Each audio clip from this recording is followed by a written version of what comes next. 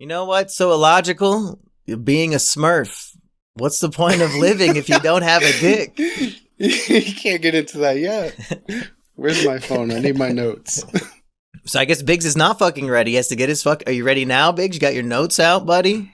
You don't have a big brain that retains information like me and Eggy here? Eggheads over here? The funny thing is, I literally have 3 things in my notes. I have 2 full document pages of notes.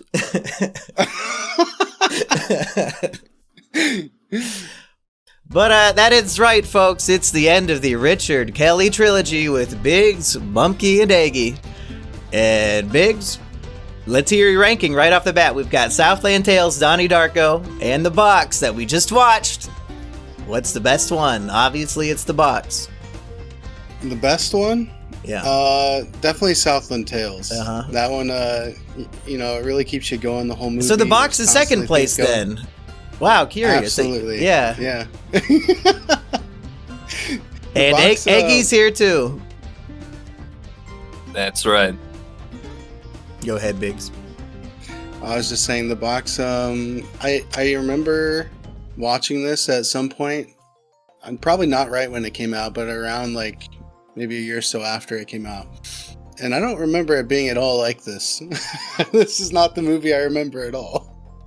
Is this a Mandela effect? And maybe the movie did change because we went into the dimension where the government is run by international pedophiles and that they're doing the laziest cover-up in history. Maybe we were meant to be in the other dimension where this movie was perhaps, would you say better, more coherent? What do you remember from young Biggs watching the movie?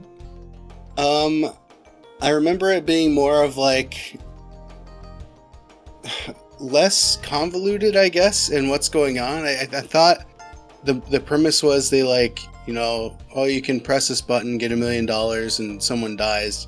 And then it became like a thriller after that of them like running away from like actual people trying to do it to them or something. I don't remember exactly the full plot that I thought this movie was, but it definitely wasn't this. Eggy, had you seen this movie before?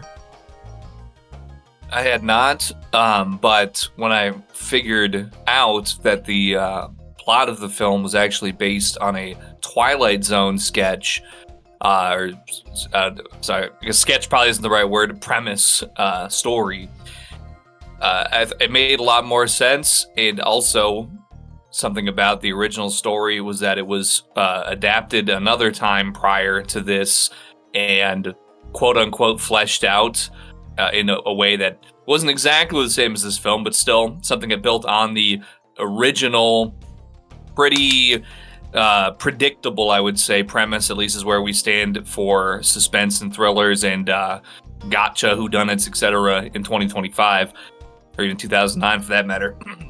I think in both instances, I know I didn't dislike this film, but I think in both instances, the convolution that Mr. Biggs attested to, it's definitely noticeable. I think like you definitely get this build on that very, very original premise from like the 70s, the very first premise, and then you kind of see where Richard Kelly, I think, sort of starts launching off into his own personal preference of content and material. Yeah, he took it as a personal challenge to make a movie where there's a new plot twist that changes what the movie is every 15 minutes. And we'll get into all of it, of course. We might be here 3 hours trying to figure this movie out. Might be the most complex of his trilogy of films, truly. But do you guys remember in 2009, am I misremembering, was the trailer to this movie somewhat of a meme? The whole premise of, I've got this box, and is this Cameron Diaz? Fiona from Shrek, of course, the woman in the movie. And we have James Marsden as the man.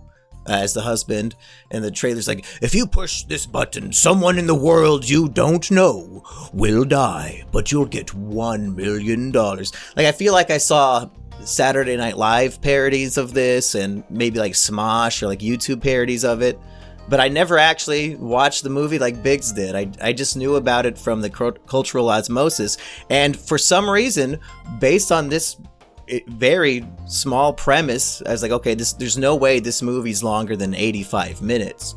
There's no way, right? And I'm shocked that this is almost 2 hours long sitting down, which I guess Richard Kelly loves making his shit way too long. But was this like a meme back in the day?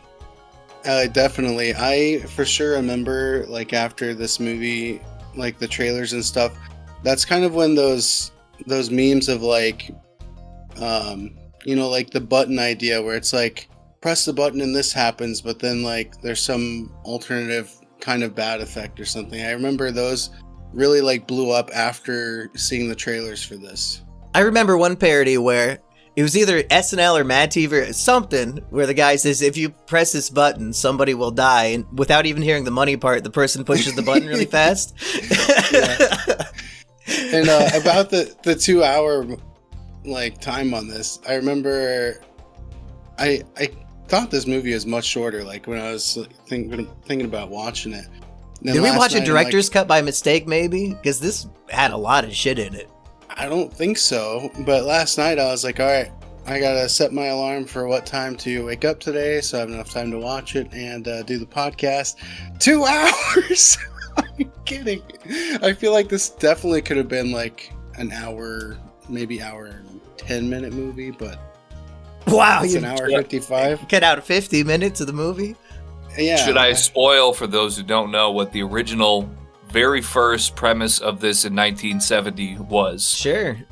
Just because I think then it makes more. So basically, the idea of the film, in all counts, is that a mysterious package is delivered. It's the box. It's got a button with no wires, no doohickeys, no gizmos. Okay, it's opened in all iterations, I think, to observe that there's nothing in it but just a button. It gets pressed, and in the original premise in 1970, it was a $200,000 cash prize or delivery, because that's what that was a huge amount of money back then. Although and this movie takes place in the 70s anyway, doesn't it? And he's offering $1 million, so convert that to today's money. It's like what, $8 million? That's pretty good. It was like 73, I think. I think it was adjusted for inflation. I think the 200,000 became $1 million in 2009. So yeah, today it should be like 5 million or something. So 100 billion today. And of course, just like everybody else watching the films, I thought I was like, yeah, I'll probably do that for like $10,000, But if it's really honestly real and true, it's statistically it's a Chinese guy, so I would never know him. So anyway. Well, is this the part of the podcast where we answer the philosophical question of what we would do? Because I think my first question to the guy would be, how many times am I allowed to hit it? That's exactly the question that came to my mind. Just to finish up real quick. So yeah, in the original one, he does end up getting hit, and how it works is like the husband or something gets hit by a subway train. I think he falls in front of a subway and dies, and the money is actually turns out to be his life insurance policy, so a monkey's paw type of deal. So pretty. But her own husband died, so there's no premise of somebody you don't know will die. Because you're pretty stupid if you fall for that. Like, hey, if you push this button, somebody will die. Here's somebody I know. Here's the spine chiller. Okay, Find the out. Spine chiller of. Here's why it was that the spine chilling quote that enamored a generation. Quote: Do you think you really knew your husband? Well, that's why he asked in this movie. He's like, well, do you even know me? What is it She's to like, really better know than someone? you. That's a quote from the film. It's very deep. Do I truly know either of the gentlemen above me on this podcast right now? It's hard to say. Biggs, I do have some questions for you. Okay. Number one, do you remember about a month ago you promised you would guest star on volume 50 of the One Piece Virgin Eggheads Book Club podcast? Yeah. Well, I'm unfortunately here to inform you that we will be recording that 1 week from today.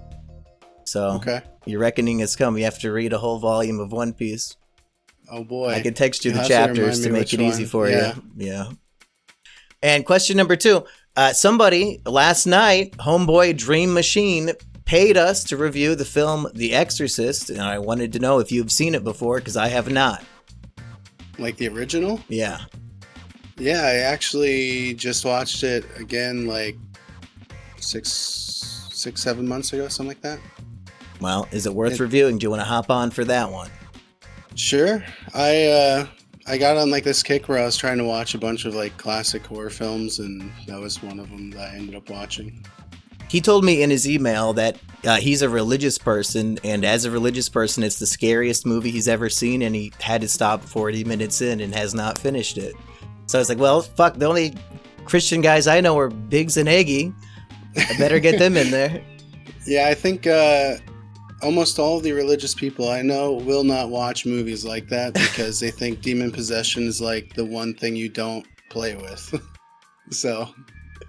Wow, William Friedkin is a brave man, huh? I mean, I won't get too much into it, but there is like a lot of weird things that happen with the cast of that movie, so... Didn't Linda Hamilton like break her spine filming the bed scene because they shook her so viciously? I guess we'll have to get into that whenever we record that. Yeah. Anyway, back to this movie, Aggie. Did you have more about the original story? No, that's kind of the brilliance of it. It was just a short story, and I believe, without looking, I believe it was originally published in an issue of Playboy magazine in 1970. Really? And so originally a short story. Dudes were jerking off to this story? Hey, listen, I had some old Playboys back in the day, passed down generational, items, and to be honest, some of that, if you go pull up an issue of Playboy from like the 60s, it's gonna make you think, okay? It really was the ultimate package. You have beautiful women, thought-provoking, cigarette ads. I mean, really, what else could you ask for in a magazine? It makes you healthy in both heads. Well, they put those little tidbits of things to make you think for the post-nut clarity, Yeah, when you're at your smartest. You're like, oh, what is this filth on the other pages? I need that article, quick. Yeah. Well, folks, when I say that this has endless plot twists, so we have this simple premise. Okay, philosophical question. I'm somewhat responsible for somebody's death on this earth, and I get a bunch of money. Is it worth it? Then a little bit of a twist of husband asking, what is it to really know someone? Oh shit, yeah. What if somebody I know is killed, but because I don't know their deepest secrets, that kind of thing. 8 plot twists later, I'm just gonna spoil. An old man who works for the government got hit in the face by lightning, and the lightning gave him superpowers. And also, gods/aliens, we don't know what it is, it's one or the other or both, exist.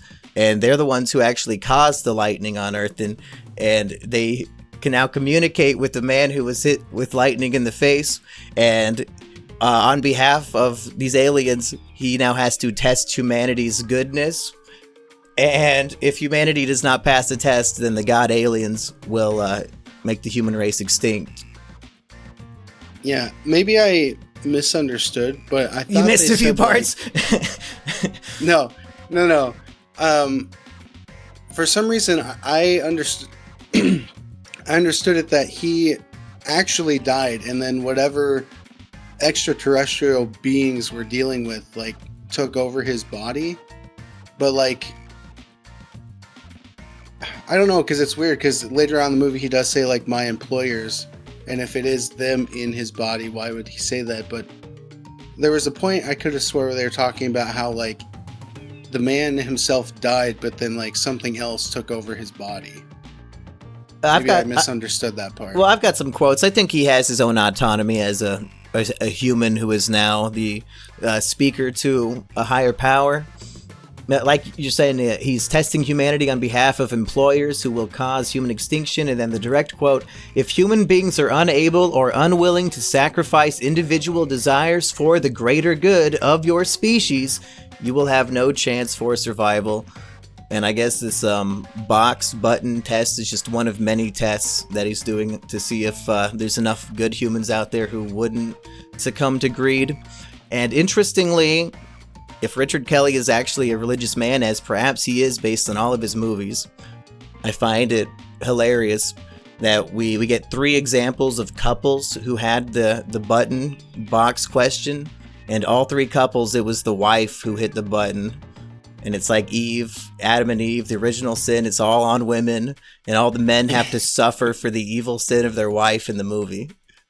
Well, yeah, maybe that was... No, I'm remembering it was not connected. I just was thinking of like when they were talking in the police station. He's like, "Yeah, it was the woman this time," or something. But that was just the cops talking about like their thing. But yeah, I did kind of pick up on that. I thought that was funny. But yeah, I guess the end of that quote you were saying there was when he said, "Your species," I guess is where I kind of got the disconnect of maybe he was taken over by something else or whatever. But I guess he was probably just quoting from their perspective. Sure. So that makes more sense. And his name is literally Steward. Is that not pretty on the nose? For, like, the speaking for God and stuff? If we're going to get into names, they kind of did... well, isn't her name Normal? Like, the main woman's name is Normal? Is Norma, and then the last name starts with L, I think? So her name's fucking Normal? Her dad, they did Holmes Osborne dirty in this movie. And just to be clear, Donnie's dad is back. He's in all 3 movies, the only actor, I believe. And he's playing a cop and a dad in this movie, so... Yeah, but you know his name, right? No, what was it? Dick Burns. Why'd they do him dirty like that? Hey, that's what happened when the lightning struck, if you know what I'm saying. Yeah, I mean, that's not a bad name. So what, you're spreading gonorrhea, you know? It's not so bad. I was glad to see him. And did we see he has not had any work since then? He only pretty much works with Richard Kelly. I think so. Which, I believe we found out a few podcasts ago, Richard Kelly is evidently starting his 4th movie this fall, but they're also saying that about the Dragged Across Concrete guy, Craig Zoller. You know, I'll believe it when I see it. I would just like to state for the record that Dick Burns in 2011 had a supporting role in the Tom Hanks movie Larry Crown. That appears to be his most recent film credit based on Wikipedia, but he's still out here. Did you call him Dick Burns? Yeah, legal name Holmes Osborne, so maybe his name's Donnie's dad. Yeah, for real.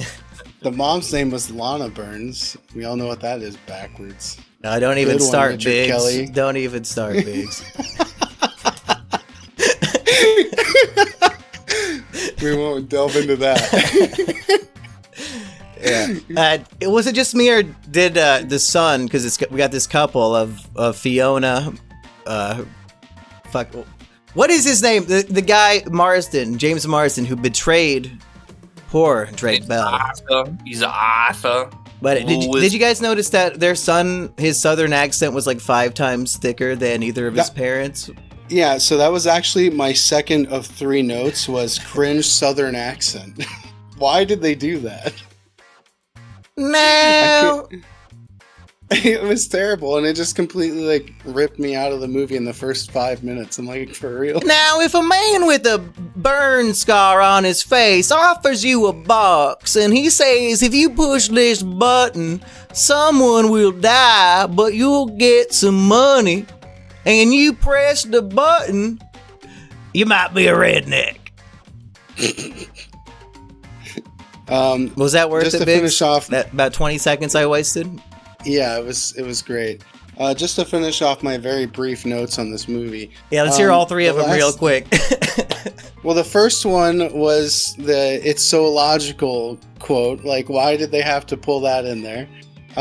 But my third one was, what is his obsession with doing like this cringe English class setting where they're talking about some book that nobody cares about, and like they're trying to like delve into it, and then some kid just like pulls something out of his ass, and she's like, well, it's deeper than that. Like, I feel like that happened to both Donnie and this movie, and it's like, I don't think this scene was necessary other than revealing she has like a mangled foot. Like, why? Well, if we looked up the literature they were discussing, Biggs, and actually did a little more than some chat GPTing, huh? Lazy fuck. You actually read a book for once in your life. Maybe you'll understand this movie a little better. But no, you're probably right. I was even willing to do that, so.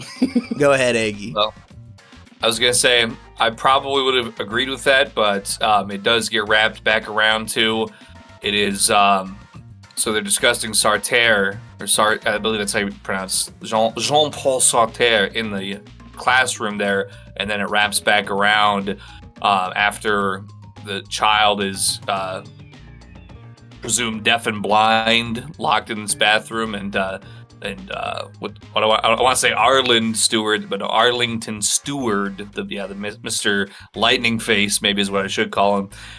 He's like, well, I heard you like Sartre, so I'll just say this.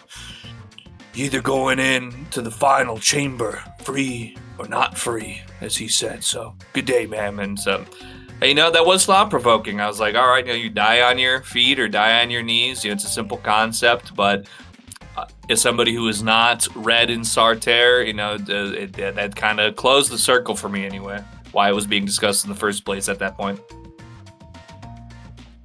And the classroom setting, it does harken back to Donnie Darko, and personally, I was kind of relieved to see a more grounded setting. I think why we love Donnie is because it's as convoluted and crazy as some of the plot elements are that people get addicted to solving the mystery of.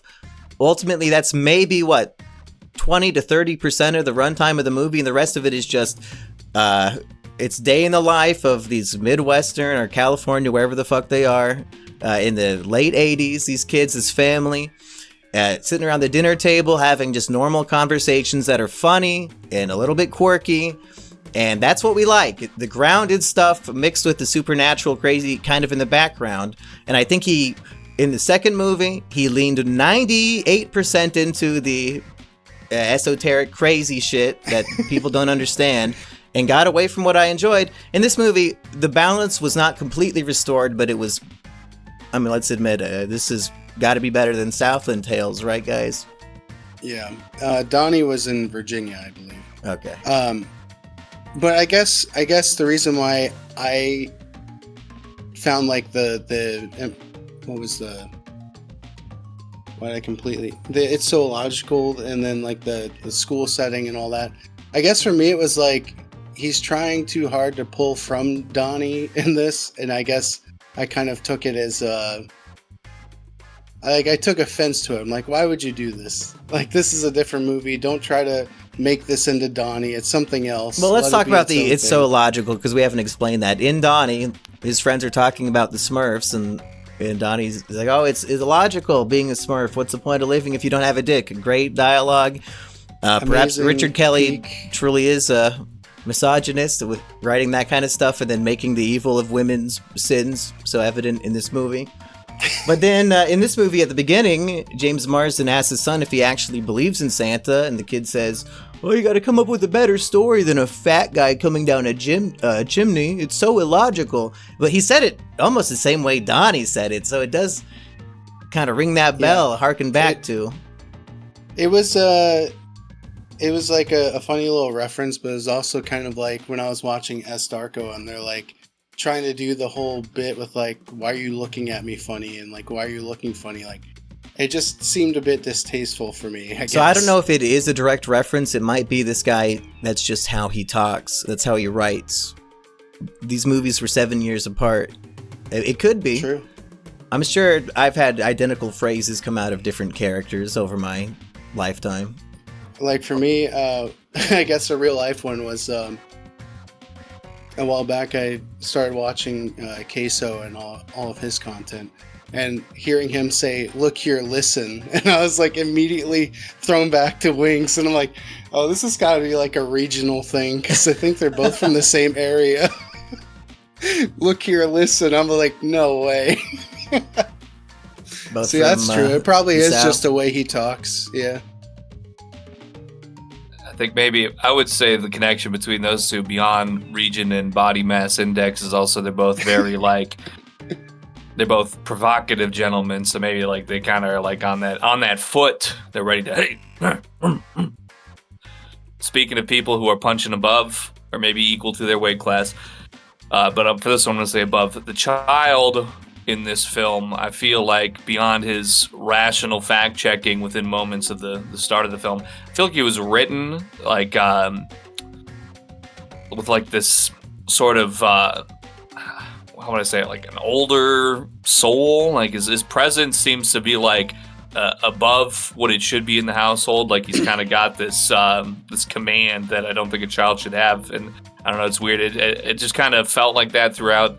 I don't know if there was really anything that necessarily was a tipping point in my determination of that, but that was just something I kind of noted throughout the film. I was like, hey, if I was acting like this rational fact checker in my household back in the day, that wasn't gonna fly. But maybe it's different in the 70s or something.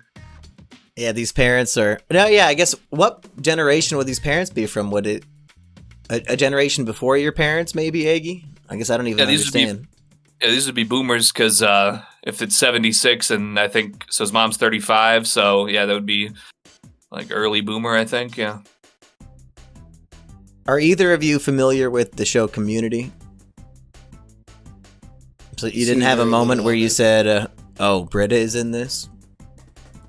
I had that moment. Britta is in this. She plays, I think, the babysitter. Is that what she was doing? And then she's like all hypnotized or whatever the fuck. She's part of the secret cabal of pool standers. You guys want to explain the rest of this movie to the audience? Because I've tried my best, but there's so much left. I can kind of go through it here, I suppose. So basically, bada bing, bada boom. The box arrives. Cameron Diaz and James Marsden, he gets turned down for his once-in-a-lifetime promotion to be an astronaut or whatever, and it's crushing.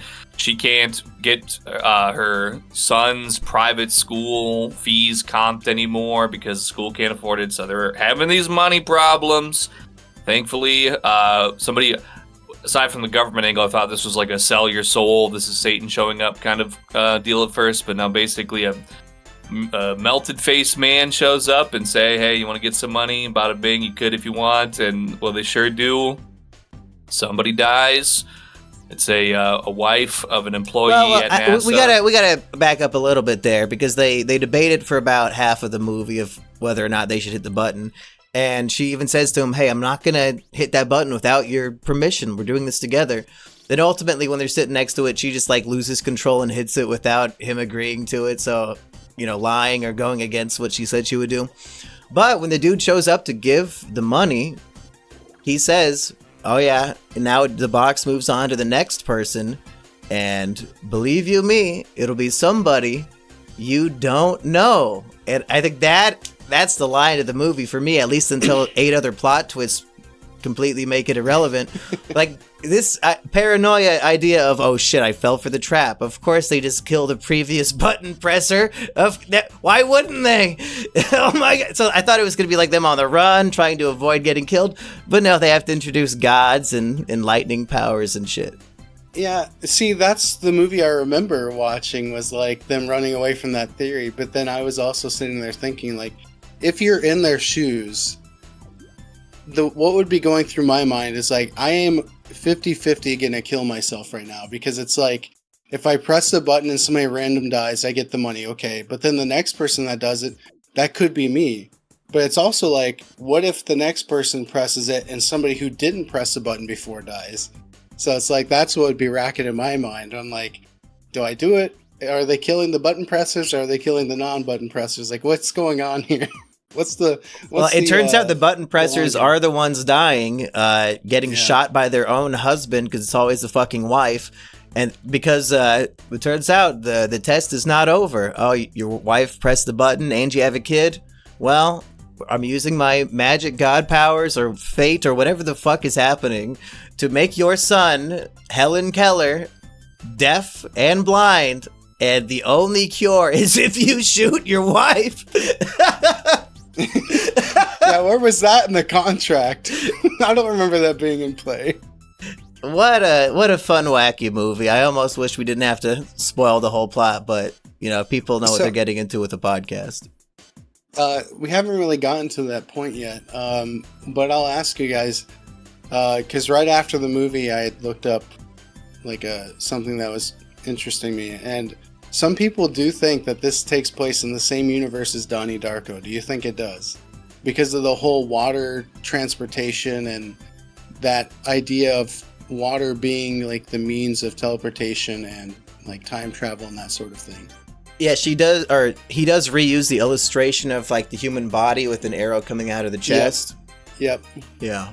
I think it might be just him reusing ideas over and over, like James Gunn Superman was just a rehash of every other movie he's made. Yeah. I thought it was a funny thing because, like, when I looked up, somebody on Reddit was, like, so gung-ho about it. I'm like, I don't think it is, but they did use the same elements.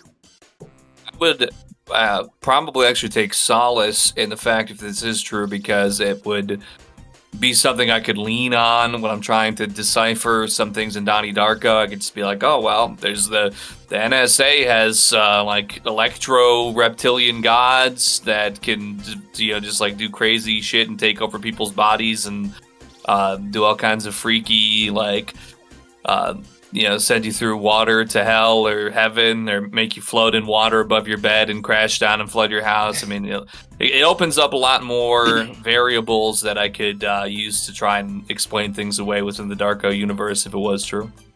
Yeah, and I think it was implied that, like, these beings came from Mars, right? Because that was, like, the whole Mars project, and that's when he got, like, beamed with the lightning, is when they were doing some research with Mars.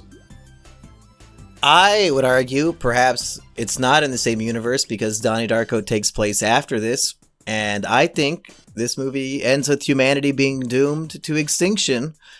In the meeting with the lightning face man right before they find out their son is blind and deaf like a pinball wizard, he tells them, you two gave me hope for humanity, but you ended up pressing that button.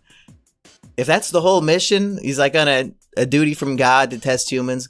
I don't think he's going to find that we're not greedy freaks like he's been finding. I don't know if we're making it to 1988 or whenever Donnie is alive. I think we're all dead. Yeah. Yeah, that was a side thing that kind of interested me, and then they ended the movie and, like, didn't give us any, like, hint at what happened, but I think you're right. I think, I guess since we haven't explained it yet, basically there's a point in the movie where the lightning face dude is, like, explaining why they're doing this test on humanity, and it's to see if they're going to, what do you say, like, speed up the process of their extinction or something like that. And he basically was saying, like, if they don't press the button, then you guys won't be, like, killed off, basically. So yeah, I think with everyone pressing the button that we saw in the movie, it does lead to the idea that humanity does get doomed. Well, and all three of us just said we would press the button multiple times. Yeah. There's so many, sick people out there. Yeah, if I could choose who dies. It could be somebody on death row. What if it was a death note and every time you use it, you get $1 million? Dude. That's the greatest imaginary scenario I could even think of. Absolutely. And especially when Google has a sex offender registry public and everybody has to register and put their names on, total sicko death, and we all get rich, And, would that be a good prank? Like when Light made the guy on the train write down the name of all the agents, but it was really on the Death Note paper. We should print the Epstein files, the client list on Death Note paper. Oops. That or go watch like Kit Boga and the other guys who exposed the scammers over in India and Pakistan. Like, oh, there's their face and name. Here we go. Biggs gets the Shinigami eyes and just goes to India. 100%. Dude, when I first watched Death Note, I'm like, I immediately would take the deal for the Shinigami eyes. No doubt. 100%. I don't care if it only gives me a week to live. Yeah, I don't know how long your lifespan is to begin with, Biggs. To cut it in half is extreme. Exactly, it's fine. You don't think all the people who deserve to die have their names public already? I'm sure most of them, but in my mind, I'm sure there's a lot more that aren't. Shinigami eyes are... I mean, if you don't know somebody's name, how can you truly know they're guilty enough to deserve death? It's really only useful if you have an annoying detective you need to stop. It only matters if I decide in my own mind if they're worthy of death. God, Biggs, I forgot about that. He's the god of the new world. These premises, they make me think, could I use Chat GPT to get, enough of a backstory to get into Bohemian Grove? Is that still a thing that goes on? I remember Nixon was talking about it once upon a time.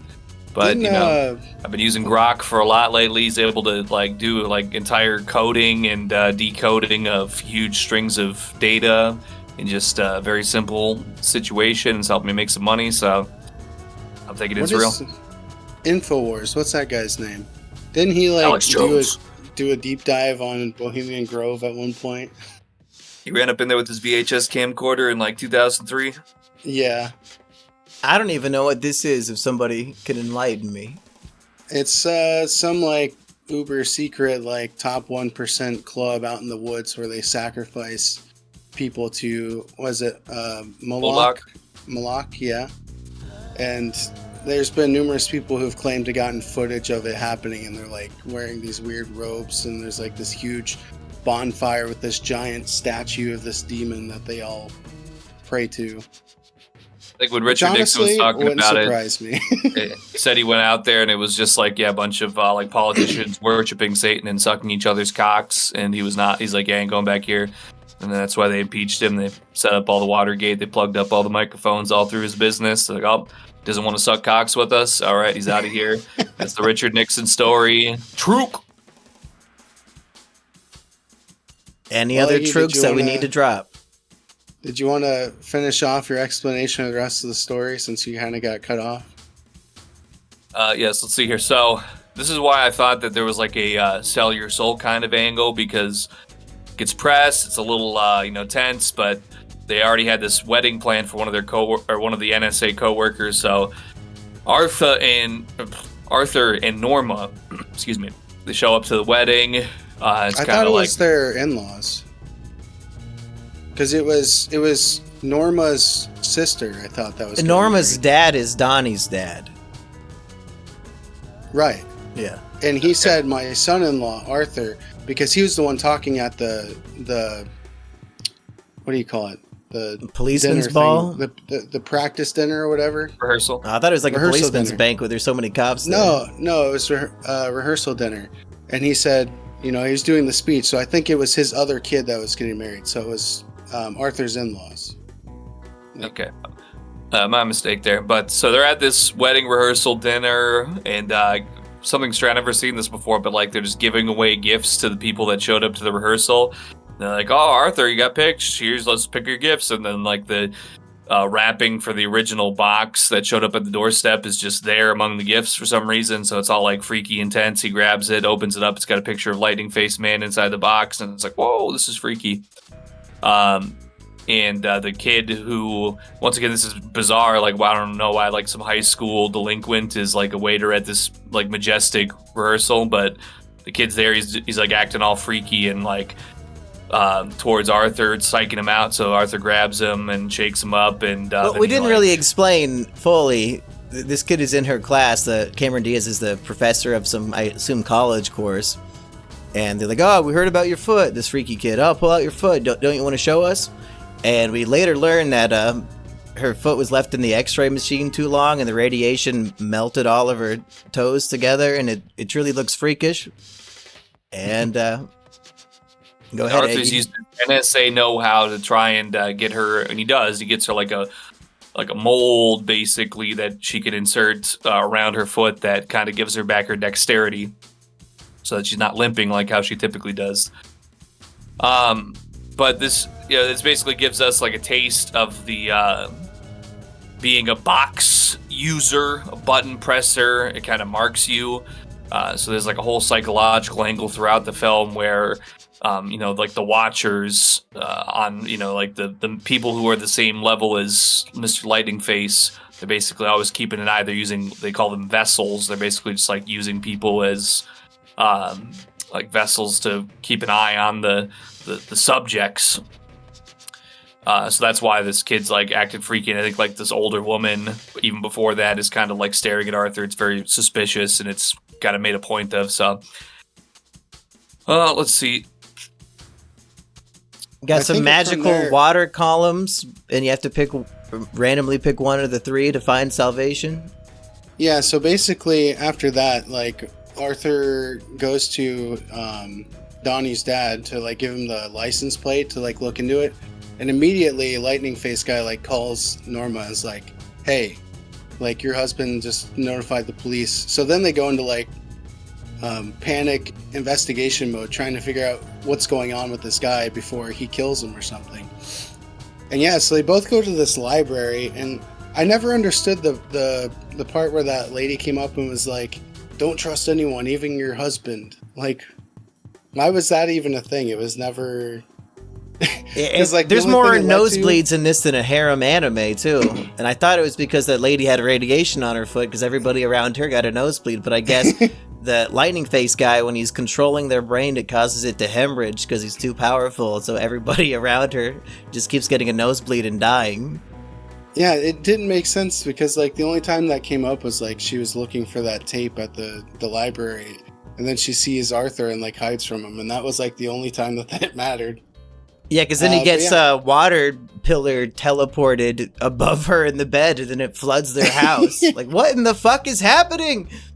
Well, I just want to say quickly, I think the reason why the woman who was like being mind controlled or whatever, however this NSA technology, this Mars NSA lightning strike superpower stuff works, I think she said don't trust your husband because she had it was likely, I guess, that eventually he was going to shoot her in order to, satisfy the conclusion of the film and where it all ends up at. So that was why, or when it was all said and done, that's why I figured that line of dialogue was put into it.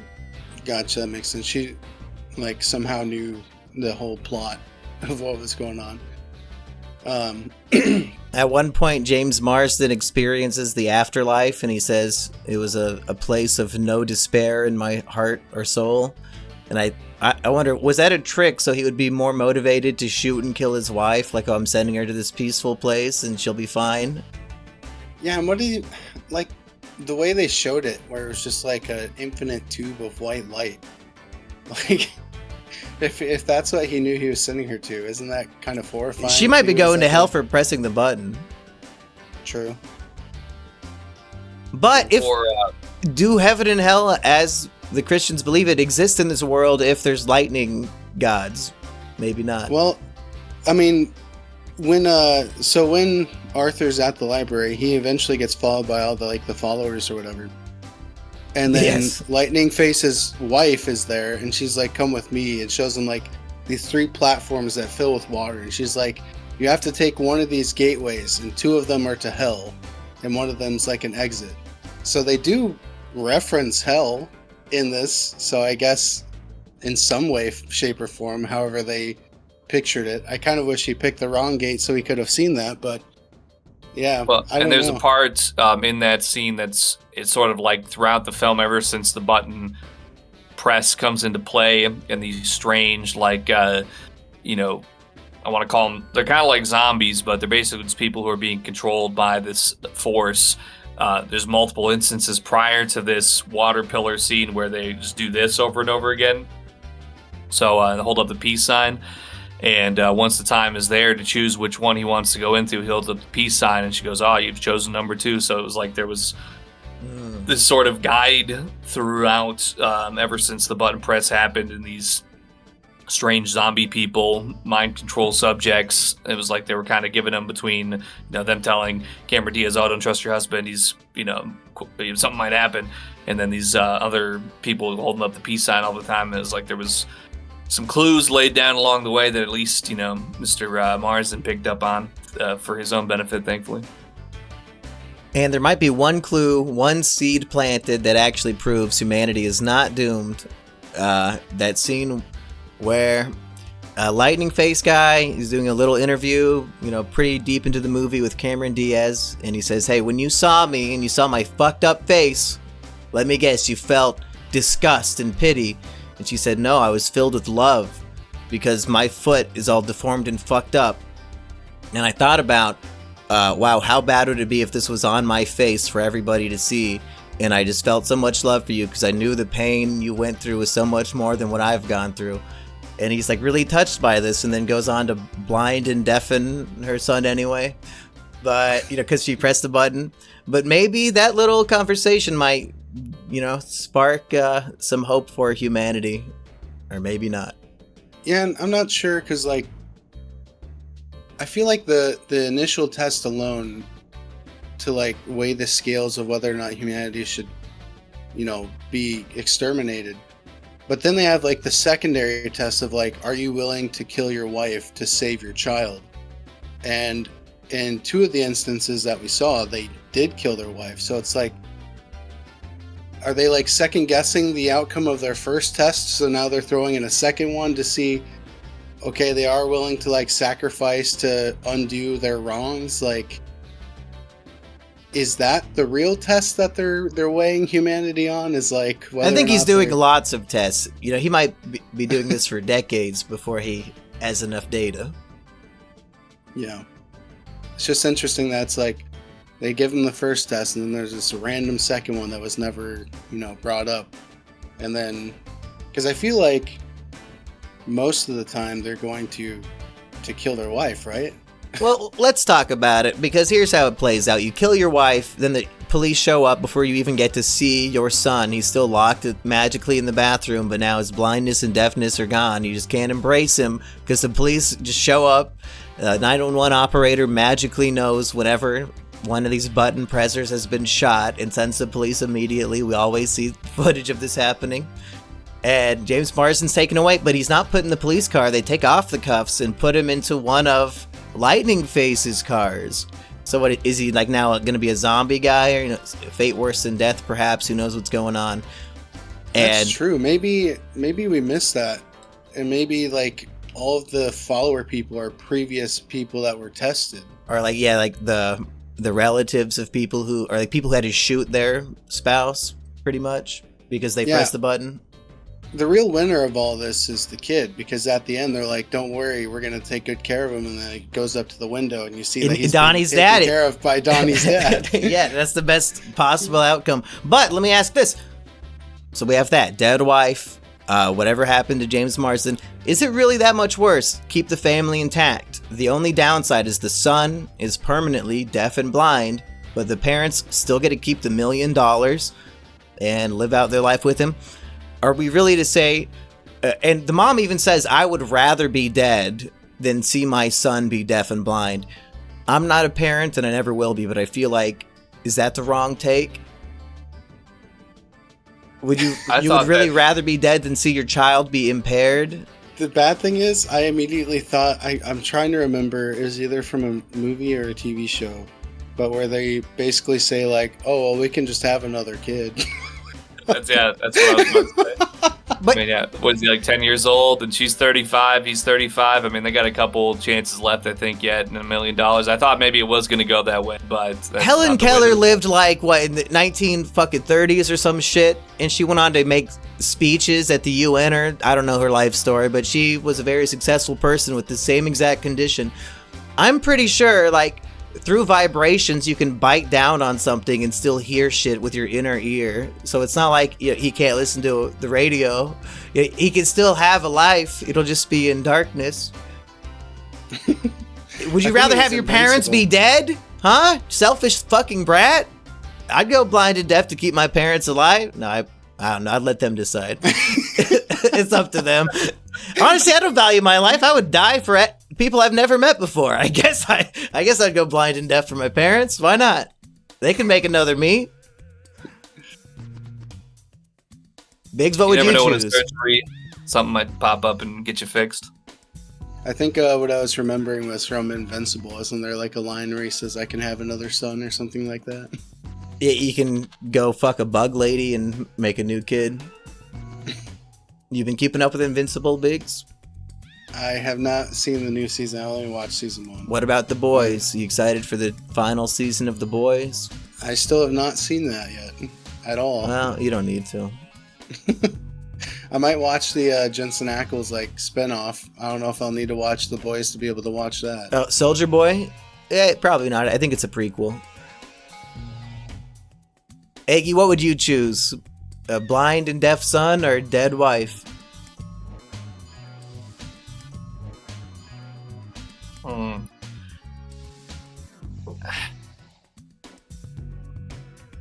I feel like I'm gonna keep it real. I'm kind of a selfish person. I feel like I don't want to have to deal with this deaf-blind kid for 10 years. He's walking into walls. What? The one thing about that he should be, grateful for is he doesn't have normal deaf person talk. So he's not gonna be, hey, my name's Walter. I can't. He's not gonna be talking like that. He's already been talking normal for 10 years. He might have some volume control as well. But Cameron Diaz's character Norma, she's holding the gun. She's embracing it. I'm like, hey.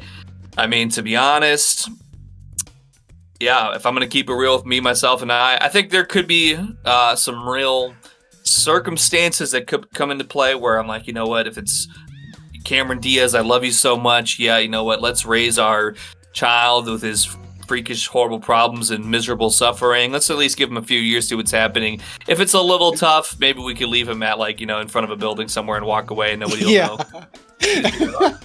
He's not even going to know that we walked away. He's going to be poking around with a stick trying to figure out what's going on. That's pretty cruel too, but everybody's still alive. So, he'll get over it after 20 years or something probably. Right. At the end of the day, I like money and I hate being a, responsible, capable adult. So, I'd have some struggles to go through for sure. But I think whatever situation, whatever resolution would come to be, I as the man in this situation would suffer the least out of everybody, and therefore it's okay. I think there is a balance to your senses, and they say if you lose your sight, your other senses get better. So if he's losing the two major ones, maybe he'll get Spider-Man powers, touch will go times 10, he can climb on the walls and shit. You could learn echolocation. He could taste every single ingredient in any food he's eating. Yeah. And so I guess there's benefits to it. My thinking of the situation, obviously not having to be in that situation, I immediately thought why didn't he just they were going to do it anyways, so why not after he shot her frame it as a suicide so he doesn't go to jail? Because he didn't go to jail. Lightning Man took him away. It was all part of this ritual. That. He didn't know that before the cops showed up, though. You're to assume that the cops are coming and that you're going to prison. The way it was set up, the cops were in his house as soon as he went upstairs. They were waiting outside for him to shoot his wife. They were literally right outside. I don't think the front door was even open. I think we've covered everything from this movie, actually, in less than an hour. Are we missing any major elements? Not that I can think of. Can we see why Richard Kelly hasn't had another movie since 2009? Yeah, people aren't ready for original philosophical ideas in a film. He was just riding that wave of Donnie Darko, hoping something would connect again, and it just did not. Is S. Darko better than Southland Tales? No, it can't be. Listen, Southland Tales, I enjoyed that film. If I had to absolutely, under some circumstances, watch another one of the Richard Kelly films, it's probably the one I'd watch. It's just a grand old time. I don't have to sit here thinking about water pillars and lightning face demigods that are controlling zombies and stuff. Although that was a high point in this film, I think, for me, or a good high mark, is some of these scenes where in the library and all these people are under the control of this force, and as James Marsden character is coming in and walking through, everybody's breaking their necks to turn around and watch him, and they're all following him and chasing him and running after him and stuff like that. Give me some good zombie film vibes. I can't remember which film that was that came out in the mid 2000s that invented the fast zombie. Was that I could picture it, but I can't remember which film it was. 28 Days Later? Yeah, I think that might be right. It's a good thrilling thing, and there's some good thrills and good suspense in this film. Maybe the references to this, heaven and hell and moral good and all this stuff like that, wasn't quite as thrilling, maybe still a little thought-provoking, but as far as when I was probably the most engaged in the film, it was just some of these real suspenseful and thrilling moments, and I think that's where the film's strengths for me really laid. I think if you have any interest in some similar ideas, but a very different take on it for like this whole extraterrestrial cult thing that was happening in this movie. I don't know if either of you have seen it, but it's called The Empty Man. That movie is like 2.5 hours long. But I felt the same way that you're explaining, where you're like kind of lost in like this, like the motion of all this happening. You're just trying to take it all in. And you're like, why is any of this happening? What does it mean? But I feel like at least in this movie, it had a somewhat interesting payoff. Whereas The Empty Man, I just feel like that's a movie you have to watch to know what I'm talking about. I feel like this movie, by the end, enough of the loose ends were tied together that I was not baffled about why certain things were in the movie, which is how I feel about Southland Tales. Yeah. That's fair. So ranking Donnie Darko probably number one over this, Biggs? Maybe. Yeah, maybe. Maybe tied for one? Could be tied. Yeah.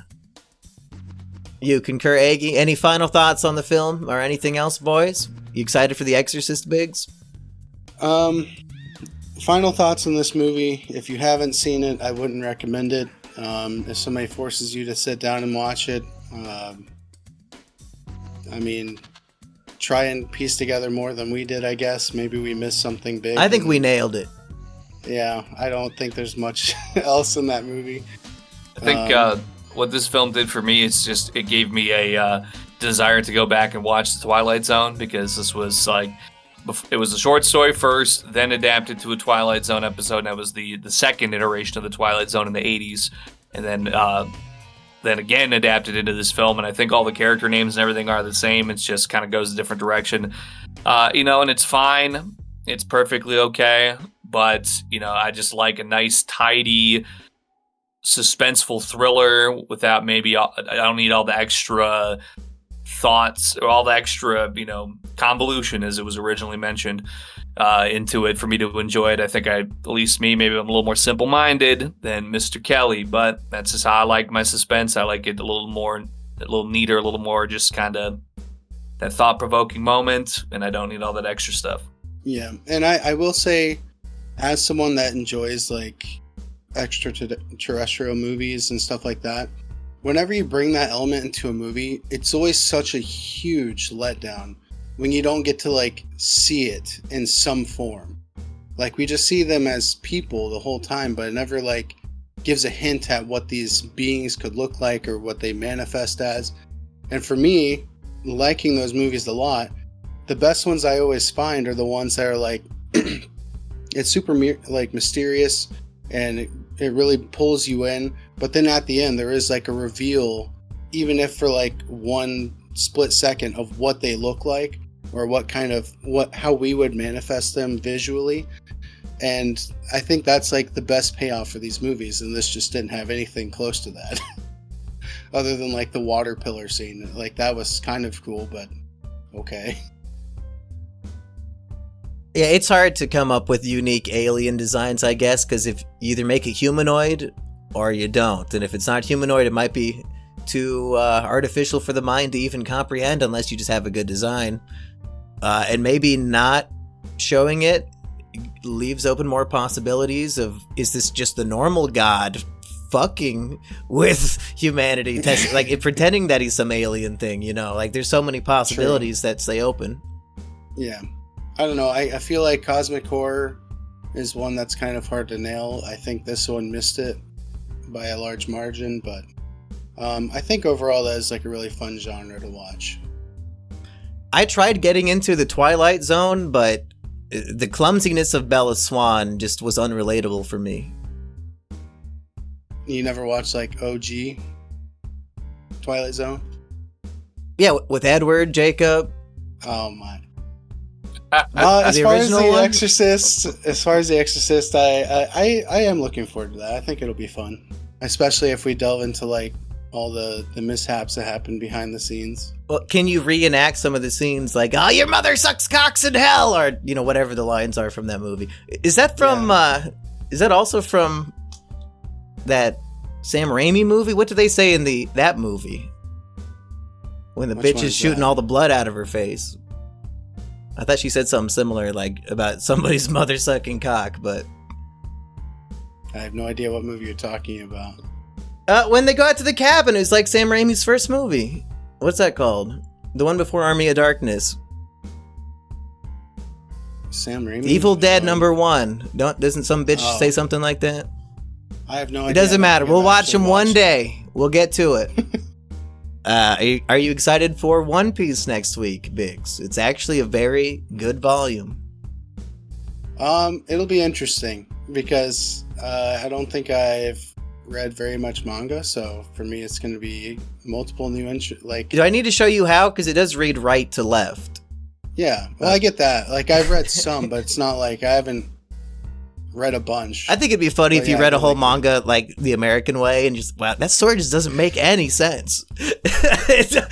I could not Hey, there's a lot follow of what they were movies- doing. That's kind of a trope I do like, where it like starts at the end of the story and works the beginning. I do like those sometimes. Every If it's done conversation is well. completely backwards in terms of the dialogue. Like you hear somebody's response before what they're responding to. That, I mean, it's kind of like the movie Tenet, which I did hate. Yeah. But should we give Tenet a second chance? We do need to talk about what's to come with the three of us, because other than The Exorcist, we have on our docket not God Bless America, World's Greatest Dad, from the same director as God Bless America, not God's Not Dead. Which maybe we'll watch those with Biggs as well. So many great Christian movies out there like The Exorcist to enjoy. That's right. Are you excited for World's Greatest Dad, starring Robin Williams in a suicide comedy? Oh my God! Would you It's call gonna be great. that a suicide comedy, Biggs? Yeah, Yeah. Kinda. maybe one day we can do Flubber if we start doing more Robin Williams movies.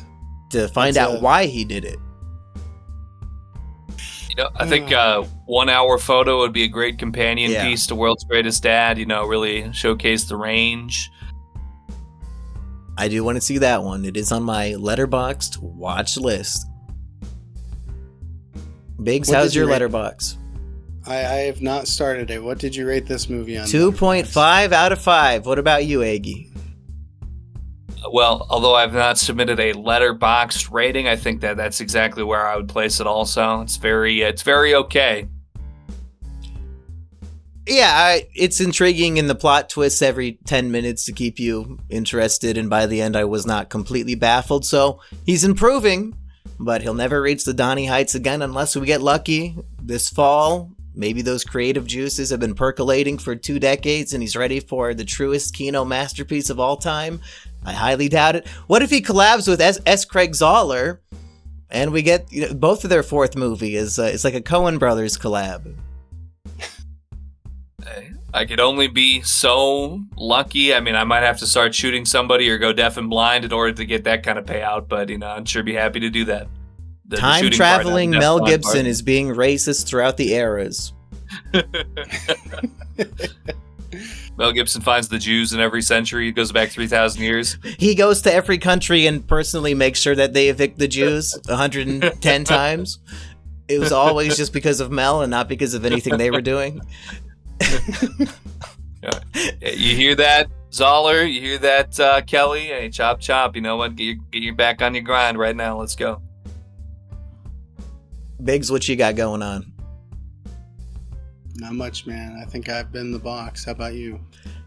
Yeah, is that why it's called The Box? He does go on a little rant. For humanity, all of life is a box. You come out of your mother's box. You sit in a box that is your house. Your car is a box. You go home and stare at the box that is the TV. So when this movie's called The Box, is it not actually referring to the box with the button, but more of the box that is human existence, that we're always in a box? For being called the box and being about the box, he really thought outside the box for this movie. Everyone clapped. Yep. Yeah, where's the applause button? I'm gonna have to pull that one open real quick. Okay, it's loading. Okay, Taking Well, some and I'll time. just say this too. The filming for this took place in the Boston, Massachusetts area, and I think that in the very near future we'll be wandering the same streets that this movie was filmed on. So maybe we should take note. Maybe we could go observe one of the locations while we're up in the mix in there in next month. Yeah, I did see that there was a 3-mile hike that has 14 U.S. historical sites that you can visit in Boston. But if we were to skip that and go on the box tour instead, that might be a better use of our time. Maybe you should skip that and go get the box combo instead. Your mama's pussy?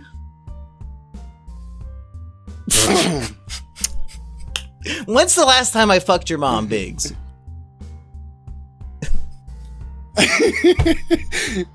At least it wasn't your brother this time, if you know. Is this where it devolves and I say alas and then you start making more jokes about that? Nah, we gotta record a fucking One Piece podcast now, so peace, people.